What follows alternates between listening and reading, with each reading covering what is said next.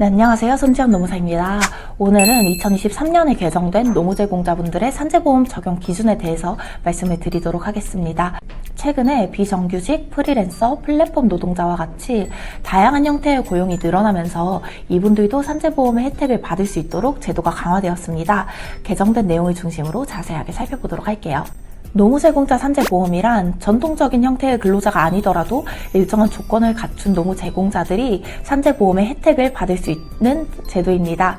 2023년 개정안에는 그 적용 범위를 확장해서 과거에는 산재보험 적용을 받지 못했던 다양한 직종의 노무제공자분들도 업무 중 사고나 질병에 대해서 보장을 받을 수 있는 길을 열었습니다. 이번 개정안에서 주목할 만한 내용은 크게 세 가지가 있습니다. 첫 번째는 적용 직종의 확대입니다.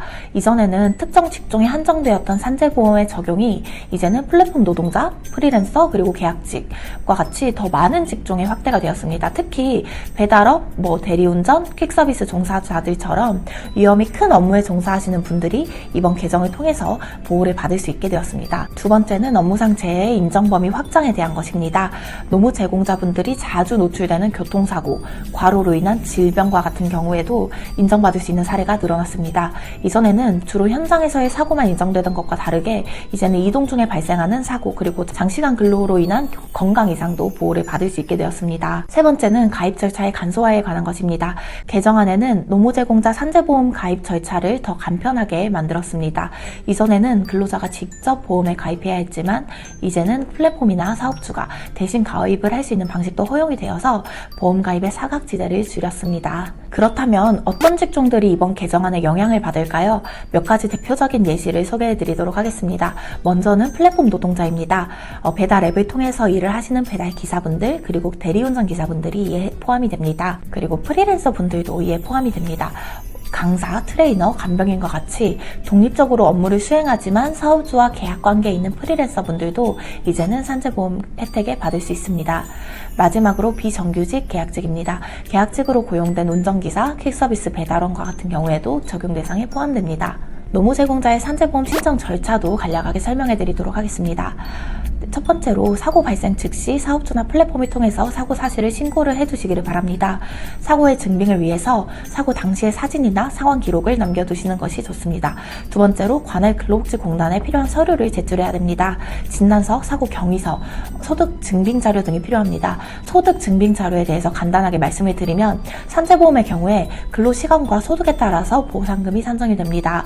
그렇기 때문에 정확한 소득 증빙이 중요한 것입니다. 공단에 자료를 제출하면 내부적으로 담당자가 정해지게 되고요. 이후에 제출된 서류를 바탕으로 산재보험공단에서 사실관계와 업무 관련성을 심사합니다. 이런 심사를 통해서 승인이 되는 경우에 치료비와 휴업급여까지 지급을 받을 수 있습니다. 마지막으로 주의하실 점에 대해서 간략하게 말씀을 드리면서 영상 마무리하도록 하겠습니다. 플랫폼 노동자와 프리랜서 분들은 업무 특성상 여러 계약처와 업무를 수행을 하는데 노무제공자의 산재보험료는 평균 보수를 기준으로 지급이 됩니다.